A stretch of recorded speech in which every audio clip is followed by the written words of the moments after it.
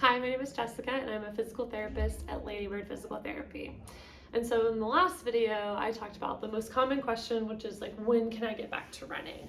And so in this video, I wanted to answer kind of that question of like, but why do I have to wait that long? Or other factors to consider when you're getting back to running. Okay, so the first video just is a short kind of like summary. Basically, a big reason why we were told to like wait 12 weeks is to allow time to like rehab the pelvic floor, rehab the core muscles, your glutes, your hip rotators, and getting back into running at 6 weeks postpartum, you just haven't had enough time to do that. So 12 weeks gives you that time to strengthen the muscles so that not only you don't have a prolapse or leakage or pelvic floor issues, but you also don't have like knee, hip, foot pain and things like that.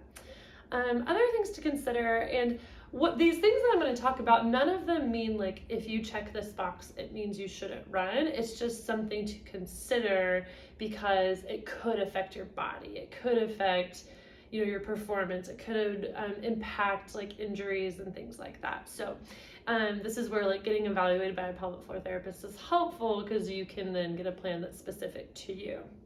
Okay, so if you are body feeding, lactating in any sort of way, no matter how you're feeding your baby, but what that causes is hormonal changes that basically highlight the impairment that you may be having. So if you have a more tense and tight or tense pelvic floor or core, it might make it more tense because you're breastfeeding, or it might make it weaker if it already is weaker. And those things can impact the getting back to running, making you have like leakage or pain or heaviness and things like that. So again, it doesn't mean like if you're body feeding that you shouldn't run. It's just something to consider, okay? Because it does have a like physiological impact on those muscles. Okay. The other things are hypermobility conditions. So this person already had issues with hypermobility before they were pregnant, and then pregnancy highlights that hypermobility because the hormonal changes make those ligaments more lax, and they were already lax to begin with.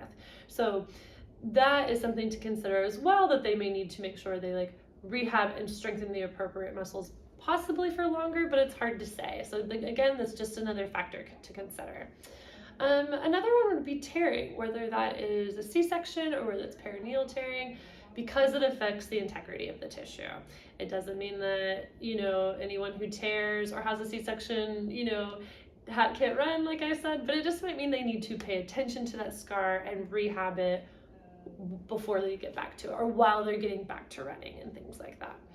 Other things to consider is, did you have a previous history of like pelvic floor dysfunction, of back issues, hip issues? They just might be highlighted when you are postpartum because it's like you've already gone through an injury. So those things, if you had a weak glutes or tight hip flexors before, they only bothered you occasionally, they just might be highlighted postpartum because of the core weakness, like what your body went through while you were pregnant and then with like delivery and things like that. So just something to consider. Oftentimes we just need to rehab those older issues as well.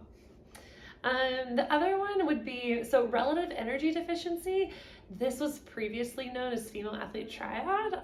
It's honestly it's a diagnosis that like I'm not going to get into specifically for this video, but if you do have it, it's something to talk to your doctor about. It's something to talk to your physical therapist about in terms of creating your postpartum plan for return to exercise.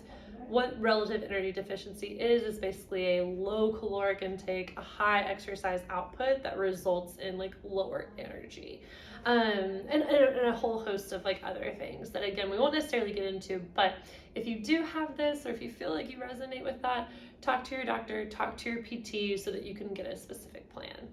And basically all those things that I listed, being earlier than 12 weeks postpartum, breastfeeding, hypermobility conditions, tearing, history of pelvic floor or like low back dysfunction.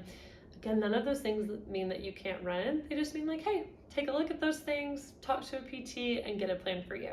So thanks for listening to this video.